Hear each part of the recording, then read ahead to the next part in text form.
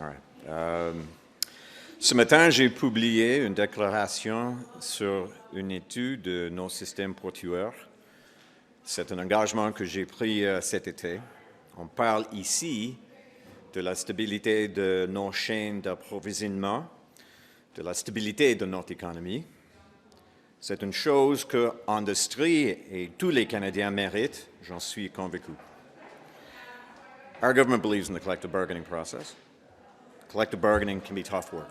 It is not easy work. It is messy work, but it is how the best deals are made. Disputes, including lockouts and strikes, are part of the process. But this summer, Canadians experienced an economic disruption that no single dispute should be responsible for. What happened at our BC ports backed up supply chains right across the country. It threatened Canada's reputation as a reliable trading partner to the world. 7,000 workers, 32 ports, 1/3 of Canadian trade. And remember, I mean, this all happened in July, and people were talking about whether or not they'd be able to get their Christmas gifts. I said it then, I'll say it now. We can't let it happen again. I said I'd examine the structural issues underlying the recent longshoring disputes at the West Coast ports, as well as similar disputes that have occurred in ports across Canada, and today we begin that process. Two leading academics will begin the first part of this review process. Between now and December 31st, 2023, Anthony Giles and Kevin Banks will identify the important questions that need to be answered and propose the terms of reference for this review. In the new year, we will update Canadians on what comes next. Anthony Giles is an expert in industrial relations. He's currently an adjunct professor of employment relations at Queen's University in Kingston. Mr. Giles was previously Assistant Deputy Minister, Policy, Dispute Resolution and International Affairs at the Labour Department from 2015 to 2021, along with other labour affairs roles in the federal government.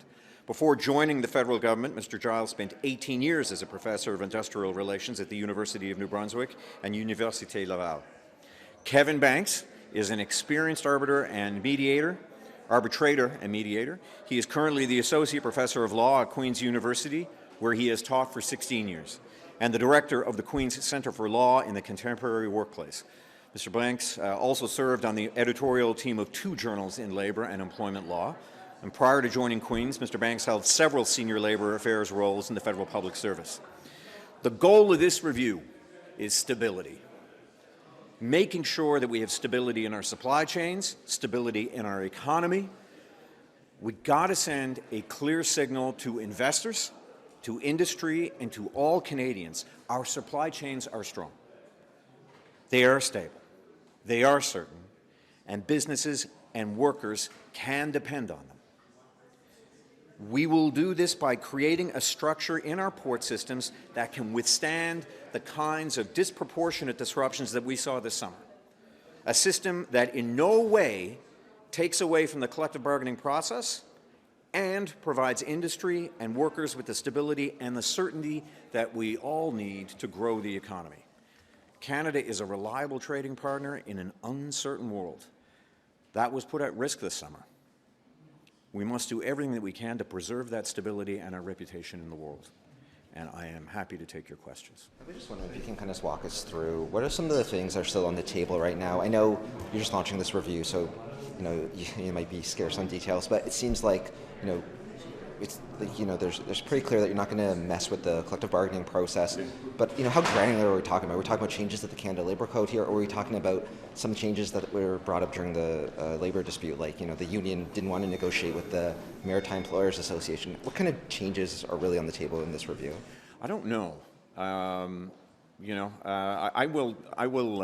be completely frank with you. Lots of things ran through my mind about how I wanted this to go as I stared out at a port that wasn't operating for 2 weeks, basically from my hotel, just staring at them, appreciating that 7,000 workers were out and that 1/3 of the Canadian economy was at stake and supply chains were disrupted and getting calls from premiers from across the country. Lots of things entered my mind about how I'd like to solve it.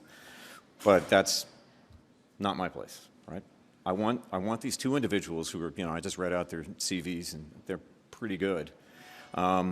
What I want them to do is to look at everything that has been compiled on this issue and studies that have been done before, and there have been studies done before, extensive studies done in 1995 and 2010 that I read backwards and forwards when I was up in that hotel room. And you know, one of them even said, the one that went to the Minister of Labour in 2010 said, please do not let this languish and gather dust on a shelf. Please act. And what they proposed at the time was something that's in the code called an Industrial Inquiry Commission. They may reach that conclusion. They may reach other conclusions. So I'm going to keep my private thoughts to myself, and I'm going to allow them to reach those conclusions, and for that to be public, and then for us to make a decision, a reasonable decision about what we should do next. But the point is the stability. The point is just maintaining the stability. That was, that should never have happened. And if there's structural things that are involved that we can change, while making sure that the collective bargaining process isn't compromised, but providing more stability than we were afforded last summer, then I'm going to go for it.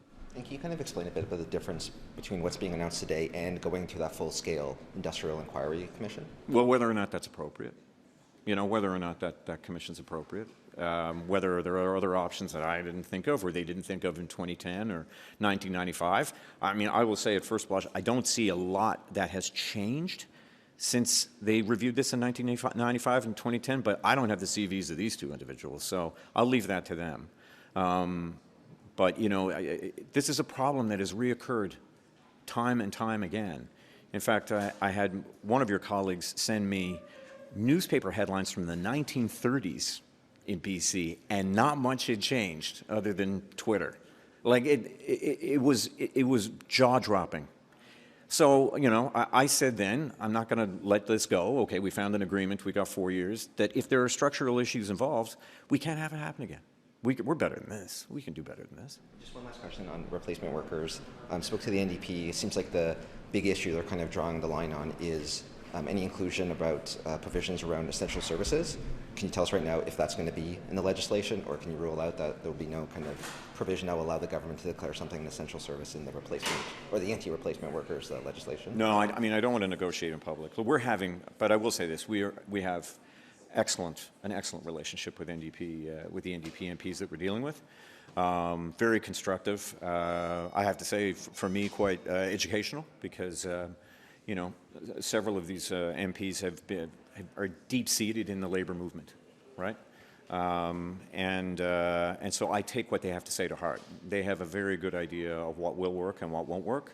I have always, what I want to do, again, there's a common theme here: stability, consistency, certainty. I do not want to add any more instability to the Canadian economy. But one thing that I have learned is that when you involve replacement workers, the instability not only grows, but it lingers for a long time.